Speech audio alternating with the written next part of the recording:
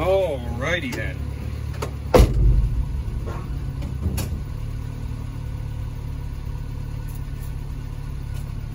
Well, isn't this something? Good morning. It's a absolutely beautiful day out today.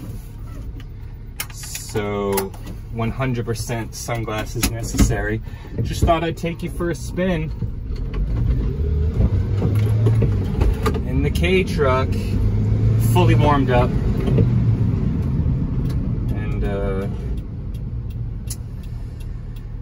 yeah, what do we need to do today?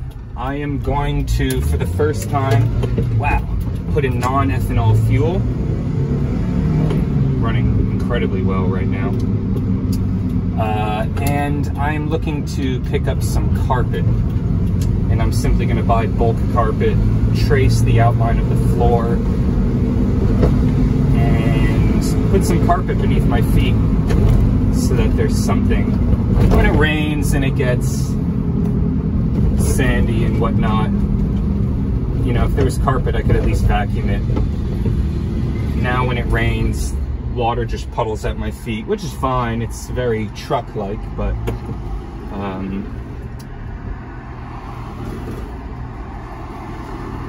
you know, I have one of these videos, a drive along, that got a couple views, and I'm not sure if people like hearing me talk or just hearing the truck.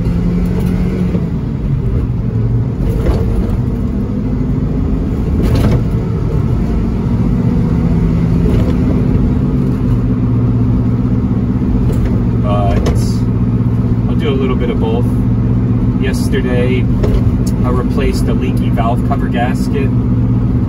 So this is the first drive after doing that. We're going to see if I get any leaks or if I did a good job of sealing the new gasket up. Topped the truck off with oil this morning right before the drive.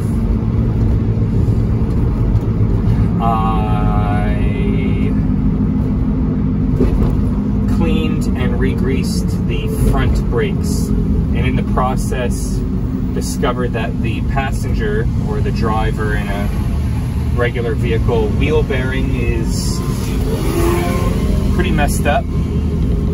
I got a big kind of like, what do you call it, a warp when you turn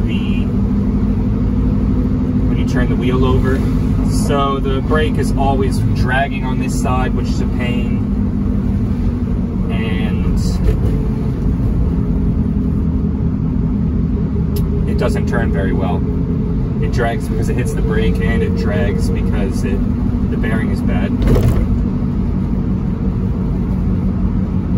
But I improved it a little bit by at least greasing up the caliper again so the pads can move a little bit. The truck feels very nice, actually. Oof.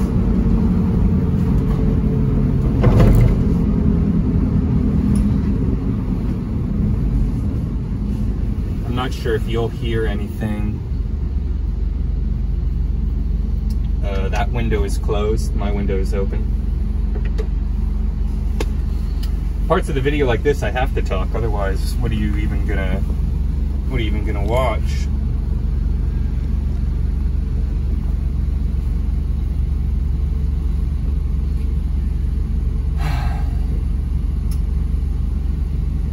Beautiful day. Really beautiful day.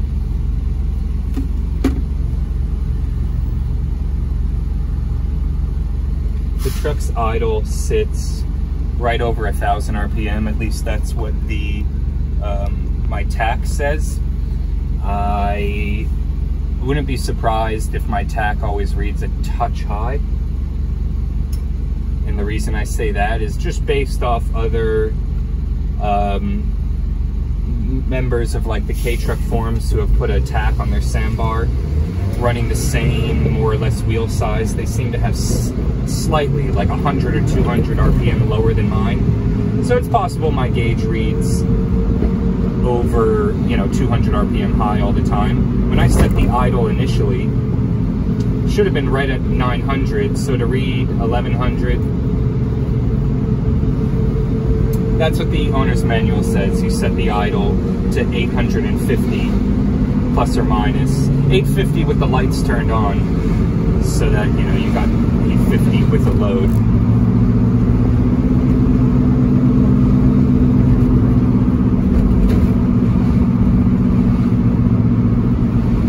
The truck is pulling a little less hard. I think the pads are doing this now. They're just moving with that rotor,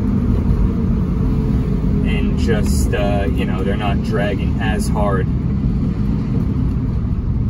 but it's still not ideal. I'm really looking forward to getting that bearing fixed, because even at 30-40 miles per hour, you can really start to hear this wheel just wah wah wah wah wah wah wah, and oop, see, transmission's not great. I missed second and just couldn't get back in. I had to jump to third.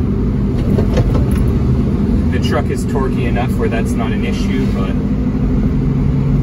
the shifting is not great. I'm not sure how to improve that. I know I have some worn shift bushings, and if I, not the ones here, but the ones in the back, actually on the transmission, maybe if I replace those, it's just like, it would help me get into gear easier, but the shifting's notchy. The way I compensate for that now is I just shift very quickly, and I seem to just be able to grab it shifting quicker than when I try to shift slow.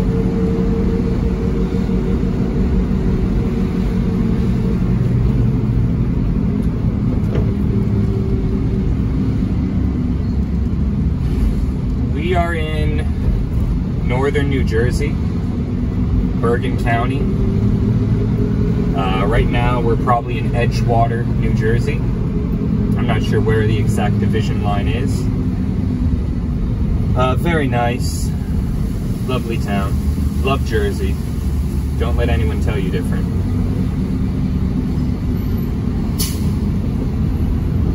New Jersey is a wonderful state.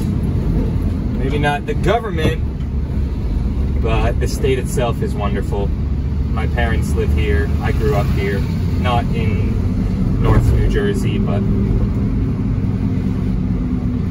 I do a little bit of traveling, and it always feels good to come back to Jersey. But that's what this backdrop is, keeping it local. This is a real local cruising truck. I don't think you could get a better cruise a small town road vehicle than this. You can see I drive with one hand. It's totally composed. I went and bought the felt pads you normally put underneath like a chair at your dining table to pad all around that passenger side door, because it would rattle, and I just haven't been able to adjust the door so it doesn't rattle. But the little velvet or felt pads that I put in made a huge difference, so this door is rattling way less. Yesterday when I did the valve cover gasket, obviously some oil leaks, and I kind of rubbed a little motor oil in and around like dry pieces of metal. Winter's coming. I would rather have an oily piece of metal than a dry, unprotected piece of metal. I don't want more rust. They salt the roads here. So I like rubbed a little bit of oil into my engine cover, like just the thing that covers the engine. I'm picking up a little smell inside the car. Honestly though, this is a 30-year-old vehicle, and some of that scent you get, that's just part of the charm. It's like starting an old motorcycle. I don't think I'll ever be able to completely get rid of the gasoline smell. My carb still needs a little bit of work. My accelerator pump leaks. No, I mean, you can get parts, but it's not easy. You don't go to AutoZone and pick up a carb rebuild kit. So I'm talking back and forth with some guys in Japan. And it's just taking a minute. It's taking a minute for them to get back to me with an official price. Yes, we have the kit you need and it costs this much. And would you like to order? There's a lot of translating going back and forth from me saying, hey, I need this, and them going, hey, this is the part number. Is this what you need? Yes. Oh, great. Let me check if it's in stock. What? And if this camera is bouncing, well, I didn't really do a great job with the mount. I had my little Blistex lodged in here to stop some of the vibration, but I can see you're shaking all over the place.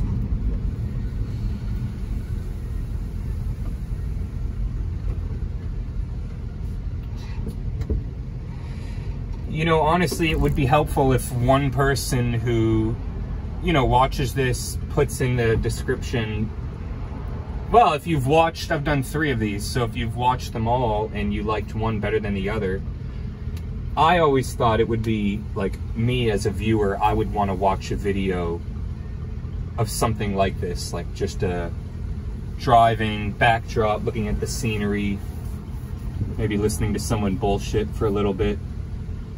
But I'm feeling it out, and maybe it's the engine noise and the road noise people like. Maybe it is me just talking about nothing. So if this video gets any views and people watch it and you have an opinion on what made it good, what made it okay, what... I'm not trying to be like a YouTube star, I just, you know, it's relatively easy for me to mount a camera in here, so if these are enjoyable. Whoop! You want to know what it's like driving a K-truck around roads in New Jersey or any state? I can't speak for some of these, like, more, I don't want to say more country, like an offensive way, but I do mean, like, the states where the roads are bigger, there's less people on them, they drive faster. Yeah, I don't know. A local road where you do 50, that's not too fun. But on these roads that are busy and congested, and you're doing 30, 40 miles an hour, this truck's amazing. You can't cut me off. You cut me off, I just fit in the tiny gap you didn't think was possible for someone to drive in, but there I am. The gearing is great because I'm never just like, oh, first to second. I'm in third to fourth. It's easy for me to shift around. If I make like a weird handling maneuver, you know, it's like sometimes you don't drive all that great. I'm guilty of that too, but any little mistake you can kind of just correct. I mean, it's so easy to get out of people's way in a tiny vehicle. Look at this. This is probably wrong. This is probably a 1 lane, and I'm probably cutting this Mercedes off, but it doesn't really matter because I can be in my own lane.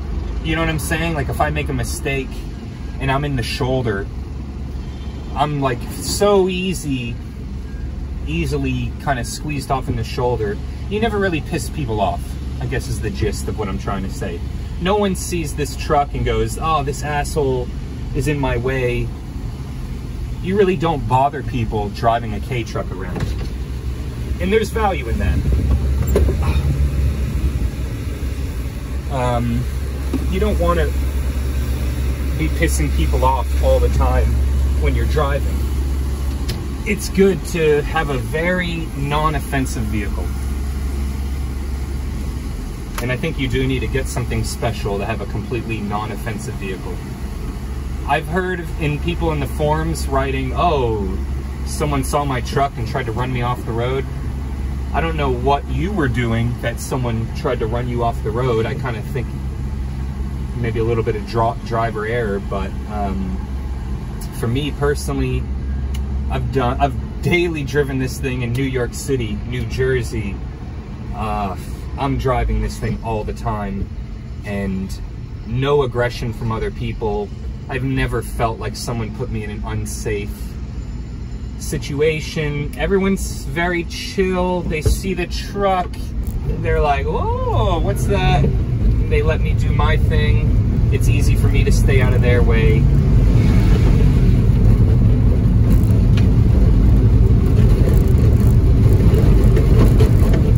So my point being is, it's a very relaxing vehicle to get around in. And I don't really get road rage, but traffic gets to me like it does anyone else.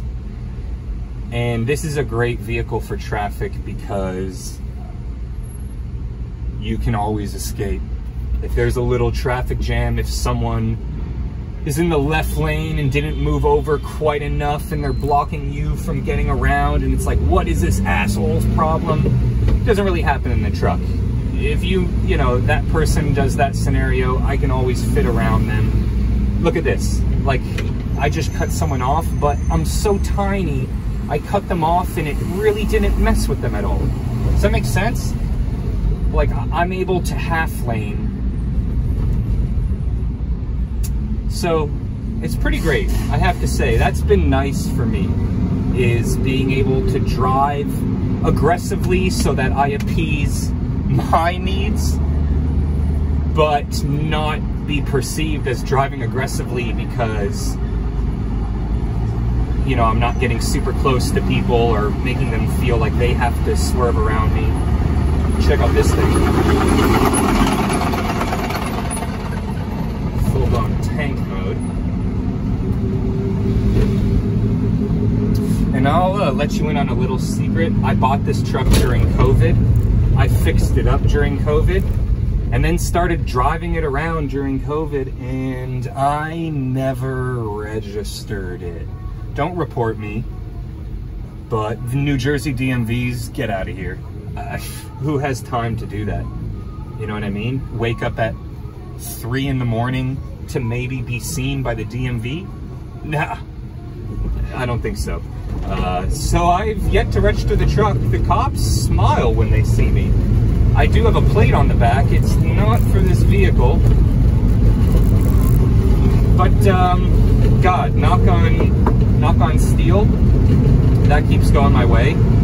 I don't think I'm gonna have an issue when I try to register it. It's just been bump. Ooh!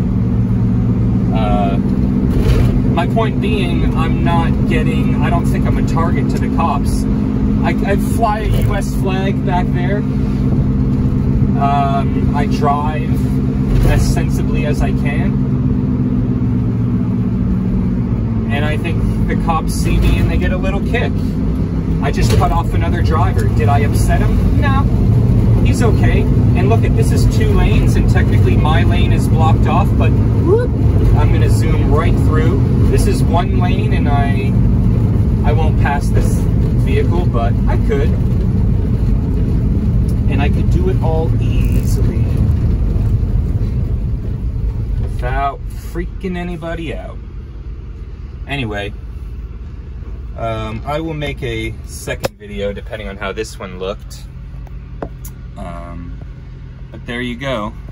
Another mini K-truck. I don't want to continue with this video because it's a lot of traffic and I kind of want to have a moving background. So maybe I'll take another part and splice them all together.